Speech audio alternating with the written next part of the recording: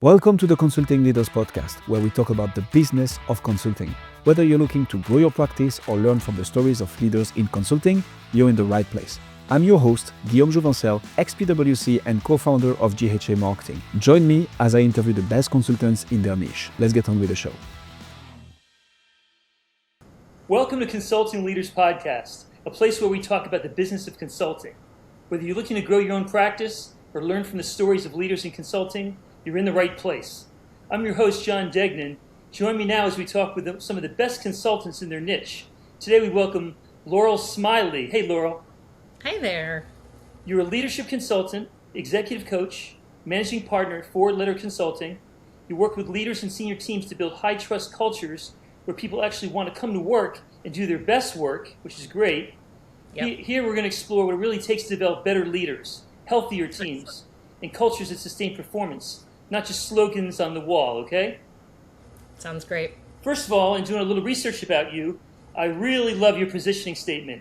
An over-connected world of under-connected humans. You really hit the nail on the head. Can you elaborate on that? Yeah, I think, we live in a time, remote work is such an interesting innovation and such a value. And social media can be such a force for good in so many ways. But I think it also can lead us astray and lead us to think we are hyper-connected. And so I think it really is about kind of really tuning into the relationships that we have and really understanding the mechanisms that we use. Those are tools, but fundamentally it's about the experiences that we're having with each other. Okay. What pulled you into the world of consulting? I was born for this work. I grew up having dinner table conversations about how to create great workplaces, which sounds kind of crazy, but I come from a therapist mom and a attorney father who's had a small firm my entire life, or a boutique firm, and dinner table conversations were consistently, how do I get people to do this in a way that wasn't command and control? And I loved those conversations. And so as I went to college, it kind of became an opportunity to study that. And consulting, for whatever reason, just always felt like kind of the natural spot. I spent about a year internal just to make sure. And ultimately find that I love the diversity of consulting. I love the opportunity to be with different clients and kind of different challenges on a consistent basis. Frankly, sometimes multiple problems and multiple different kind of situations on a daily basis. Okay. And also, too, you have these clients that draw you in and you're excited, you work with them and so forth. What are some typical specific problems that you solve?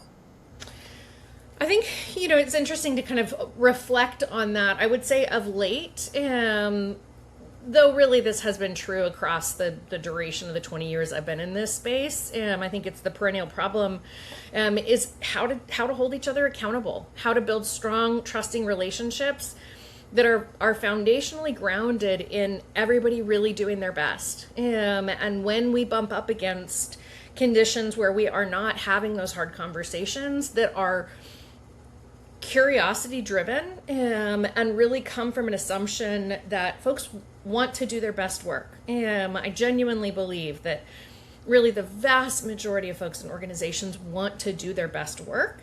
And as leaders, it's our responsibility to determine what are the conditions and can those conditions be met in this environment, because sometimes they can't, and that's no fault of anybody. But how is it that we come together and kind of solve that? So accountability shows up as a big theme. Leaders and kind of, I would say kind of self-expression, really learning to lead from a place of authenticity and kind of courage, really the willingness to be authentic, the vulnerability that takes, that trust of self. And then I would throw in a dash of kind of team development. So really working with teams on how to find their click, how to really kind of come together and be more than the sum of their individual parts. From a marketing perspective, how do your clients typically find you today, and what has worked best for you in attracting new consulting engagements? Yeah, so my practice is probably 80% word of mouth. It's great. Which has been wonderful. And then I bring in a small percentage of the business, about 20%. I am a certified facilitator for Brene Brown's Dare to Lead, which is a course, really kind of coursework around courageous leadership. And so organizations will find me through that vein, whether they're either pursuing the training itself or really just wanting to work with a consultant that has kind of that foundational orientation. And when you meet with a potential client, how do you move the needle from, initial interaction to actually closing the deal and working with them? Yeah, I find in this space, I find that the sales cycle is one of two typical experiences. It's either we want to start yesterday, or it can be a pretty long sales cycle. And so I really try to kind of encourage clients, but really trust them to know their timeline. And so, I would say creating, plenty of bids, plenty of kind of bids for connection, if you will, kind of opportunities to really step in, talk to me about budget, timeline, barriers, concerns, considerations, those kinds of things. But at the same time, if a client says, we want to wait until we have all members of the team, and that's probably going to be 6 months, great. That makes a lot of sense to me. And so I typically will provide those kind of check-ins and encouragements, because we all can get stalled, especially when we're taking on work that is potentially going to be challenging. But I also really want to make sure that I'm honoring kind of what they know to be their appropriate timeline. Okay. How about retaining them, building the long-term relationships? How do you do that over time? Yeah, I feel incredibly fortunate that my practice is dominantly long-term clients. So, I've had my longest client for about 12 years. It's majority are 5 years and over. And I think a big piece of it is I genuinely care about my clients. I feel very fortunate that I look at my calendar on a daily basis and usually feel like, oh, great, I get to catch up with, X person. And so nice. I think that goes a long way. I'm also,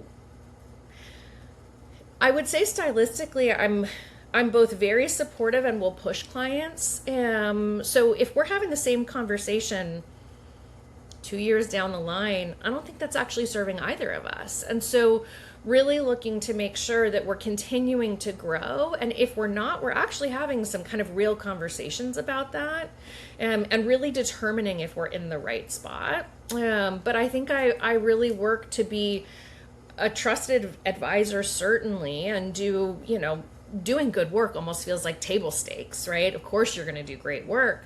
But I also just genuinely care about them. And I think that comes through. And so combining doing good work with a strong relationship, whether you're a consultant or you're an employee, I think it's a sweet spot to be in. It sounds to me like you're a friend of them as well. Yeah. Oh, absolutely. I had a personal event recently and had multiple folks that had been clients there. I'm very much kind of looking for that integration and supportive of that, and really looking to whether it's guiding leaders or having the experience myself of having appropriate boundaries in place to ensure that those relationships stay healthy and productive while still getting to have the connection points. Is there anything right now that's getting you stuck as a consultant that you get frustrated with and confused with? Perhaps AI? What's really bothering you right now in your field? I think the only thing that really springs to mind is I do think, and this has been going on for a while, leadership gets very sound-bited. And so it's kind of this very simple, kind of very flip advice. And I find myself kind of consistently feeling like, well, that's not untrue. And the nuance is always in the way that we execute on that and the way that we bring that to life. And so I find myself at times wishing that there was a little bit more depth in the conversations that are happening at kind of more of the article level, if you will. And at the same time, that's tempered with, appreciating that there are some deeper conversations happening. The fact that I get to work with leaders on concepts like shame and vulnerability. I would not have believed you if you had told me that when I started out in this field 20 years ago. And so I feel like we are restrained by how noisy the marketplace is at times, especially from a sales and marketing perspective. You want to be thoughtful, you want to say more than a soundbite, and yet the attention span and just the volume of communication out there is so strong that breakthrough is hard. And at the same time, I think when you find your opportunities, I think it's one of the places that podcasts can be really interesting. It's an opportunity for somebody to get a flavor of you that goes beyond 3 to 5 seconds. Do you see that as a marketing channel for consultants working in leadership and culture? I think it can be. I think it's, I think about it I think about marketing a bit as kind of a Swiss cheese method in a sense. And we do a lot of different things and we see what kind of hits. And so I wouldn't say I would rely on it as my single path, but I don't know that I would rely on anything as a single path. And I think it caters to a certain audience that I think we're all well suited to try and reach. And you're 80% word of mouth. That's just awesome. It's really fortunate. I feel very blessed. Looking ahead, what do you think are the biggest opportunities for leadership and culture consulting over the next few years? I think in terms of the work itself, I think it's really helping folks understand that even with all of these technological advances, which are coming fast and furious and with a lot of unknowns to it, that relationships are still going to be paramount. And we are going to need to really lean into that. From an industry perspective, in the short term, I think the volatility of the world that we're living in is challenging. Leadership at a certain level in the organization can feel optional or as a nice to have. And so I really think it's kind of continuing to reinforce for organizations that this is a long-term investment. This is ensuring that, for example, you have strong succession planning in place. But I think there's a tougher sell in a particularly volatile world with that. Laurel, 4-letter consulting, where can we find you? Yeah, I'm at 4letterconsulting.com, okay. And certainly on LinkedIn, first name, last name. Thank you so much for joining us in Consulting Leaders. We really appreciate it. I enjoyed our conversation. Likewise. Thanks for joining us on this episode of the Consulting Leaders Podcast. We hope you learned valuable lessons on how to grow your practice and take your business to the next level. Make sure to subscribe and leave us a review wherever you're listening to this show so you never miss an episode. To apply and be a guest on the show, click the link in the description. See you next time.